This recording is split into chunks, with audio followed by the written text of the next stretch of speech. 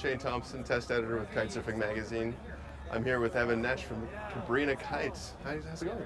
Going great. I haven't been Hood River in 2 years. It's great to be back here. Your home base is Hatteras. Yep. Things are going off there today, right?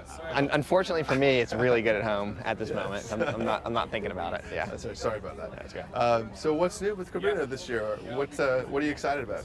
I mean, Cabrinha's launched a lot of different stuff over the last year or so, and right now I guess they're kind of going to a little bit of a staggered launch where they're really focusing on, I'd say, the traditional kite gear, right? Kites, twin tips, surfboards, and a lot of that new product's coming out in February. Our existing line came out in February. Yep. That's going to be refreshed again this coming February.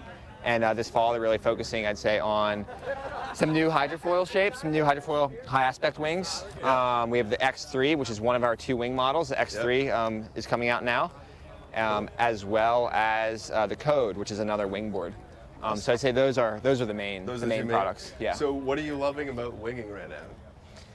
I mean, for me, I've been kiting for a long time, so I definitely initially enjoyed just kind of like being a beginner again and like going through that learning curve. Yeah.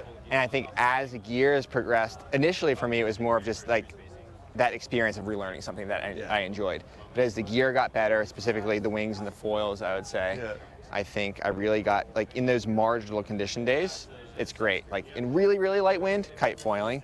If it's absolutely nuking and going off surf, like I'm never going to give up kiting for that. Yeah. But on those days where it's just like, 12-meter wind day, just kind of 15 to 20, soft waves, nothing too exciting. I mean, that's where winging is like, that's where it's really fun. It takes like a pretty mellow, unexciting wave, and foiling on it's epic. And just being able to, not paddling, catch a wave 100, 200 yards out the back and just ride it all the way in and ride back out. Yeah. That's, for me, that's what I really like the most about it. You want to check out some of the wings and the wing foil? Yeah, for sure. I mean, we head over to the Code first. So this is the new wing board. They've gotten a variety of sizes. I think a 4/8's the smallest. This is the 410. Goes up to a board that's about 118 liters.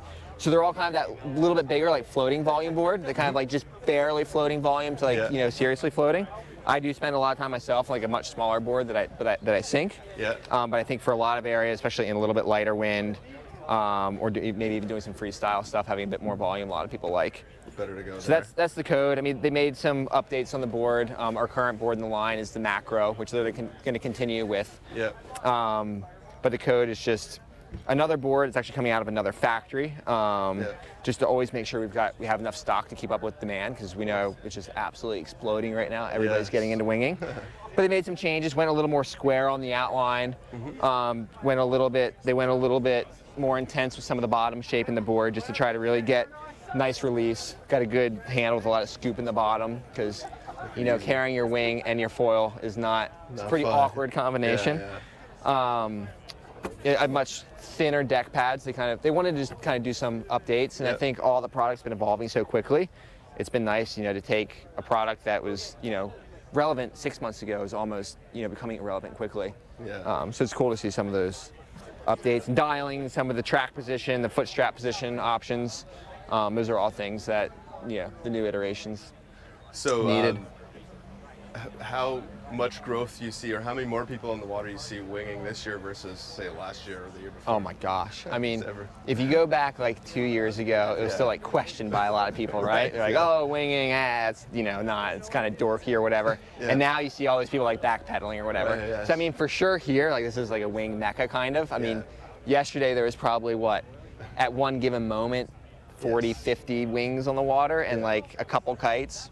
Where in past years, there have been a gazillion kites in the water. Yeah. So definitely location, condition dependent. Winging is absolutely exploding. Yeah. But I would say in general, I mean, for sure. I mean, it's just going through the roof. Yeah. And it's opening up new riding areas, right? Like all of a sudden, like if you don't have a good space to launch your kite, if the wind's gusty and marginal, winging. Do you think that winging will help people get into the water sports, like a different demographic of people getting to the water sport? I think so, yeah, because. And what I've learned myself a lot, like through the, e-foil industry, is there's a huge market inland that has water in these lakes and other areas, but they don't have beach access, right? You've got trees straight up to the water, or you're launching off a dock or something. And I think a lot of people too have looked at kiting, and they've maybe been a little bit intimidated just because you've got lines and you need all the space and you get worried about the, getting, going flying into the air and all these things that we know are kind of irrelevant, but to your average person, they're still a little hesitant to kite, where they look at winging and they see it as something a lot more achievable. So I've definitely seen a lot of interest from people that would never have kited, and it's really cool to see through the surf industry as well. Like guys like, Nathan Florence, and I think probably Kai Lenny's really helped bridge that gap a lot. Yeah.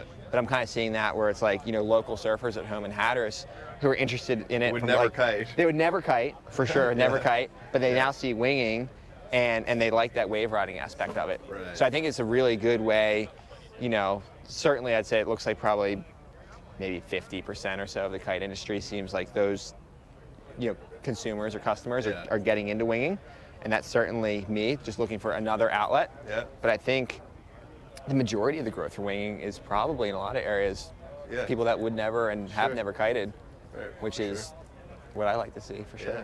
The growth of water sports in general is beneficial for all of those sports. I think. Oh yeah, absolutely. Yeah. And hopefully for those people too, like it'll bridge the gap and bring, expose them to kiting and get them understanding of, the water and the wind and just, how much fun we all have and they've been missing out on. Exciting times. Well, we've been missing Hatteras, the last couple of years, so it's good to see you here. Yeah, no, you too as well. Yeah. Anything else you want to show us? I mean, we'll touch on the wing, real quick, and the foil. Yes. I guess do it. Check it out. This is pretty sweet. Yeah, so Cabrinha redesigned, or not redesigned, I guess added to their line some high aspect foils. I think this one's the 1,000 square centimeters. Goes down to a 650. I've been riding 650 here a bit when it's super windy. Definitely a higher performance foil, and up to a 1,200. That's a very novel way to attach. Hey? Yeah, I mean, I think, so the idea with this foil is it's definitely like a wing specific foil, right? Yeah. Like high lift, low drag. A wing is inherently very inefficient, so you need a very efficient hydrofoil to kind of make up for that. But yeah, so their front wing is molded into the fuselage, just less drag, better, stiffer connection. And then the tail wing is molded into the rear section of the fuselage. It's almost like you have two fuselages. Yeah, well, or no fuselage. Or no fuselage. Yeah, that's right. Yeah, so fuselage. Or the fuselage is joined to the front wing and half joined to the back wing. Yeah, and I think the goal now is just basically minimize drag and maximize rigidity. Cool. So that's why they did that. It's definitely a nice, clean look. And I think if you're looking at foils to get into winging with, high aspect foils are the way to go for sure. I mean, you want that lift. It's less pressure on your arms. When you are pumping with the foil, you get a lot more projection and drive out of it.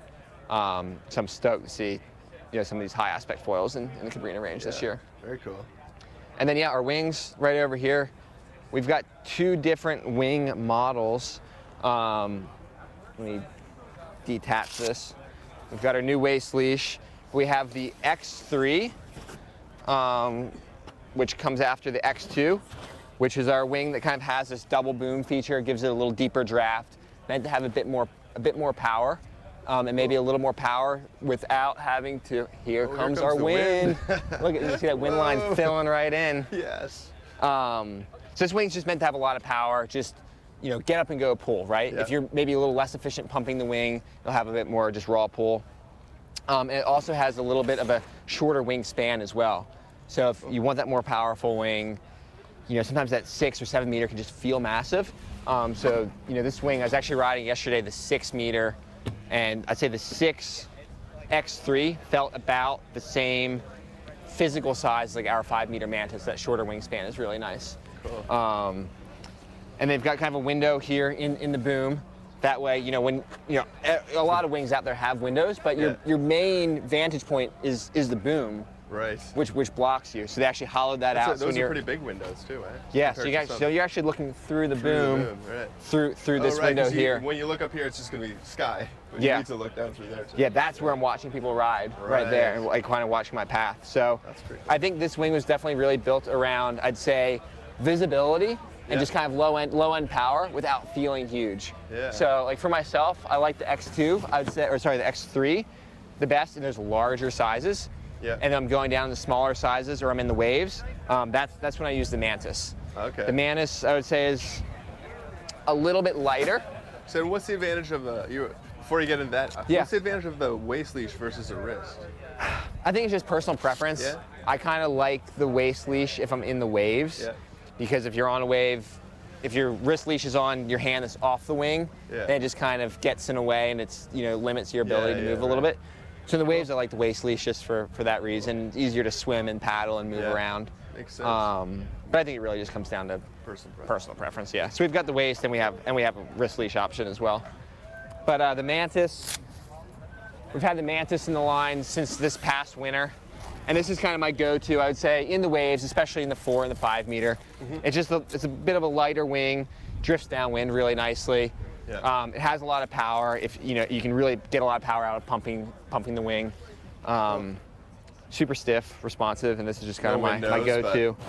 Yeah, they've got a model with windows and without windows. Okay. So again, I think that's one of those option things where there's no right or wrong. It's just a preference, and I prefer the one without windows. I think just a little bit lighter. Yeah. If I'm in the waves. We're about to start taking off. Yeah. Let's see who didn't think it was going to get windy all of a I sudden. know. I honestly was questioning it for sure. Yeah. I love how it just hits here. It goes from like absolutely zero wind, and now it's blowing. They just turn on probably the hair. gusting Yeah. 25 in the It's middle like of the someone river. just went switch on. I mean, we look downwind. There's still nothing. There's still nothing like. No. But Straight upwind, out. It's all caps over there. I know. Upwind's absolutely nuking. So I think, yeah. Welcome to the gorge. Yeah. Everybody's been waiting around all day long, and now it's on. Well, it's only, what is it, about 1 o'clock, so Yeah. we got time to get on the water soon. There we go. But thanks for taking us through that. Absolutely.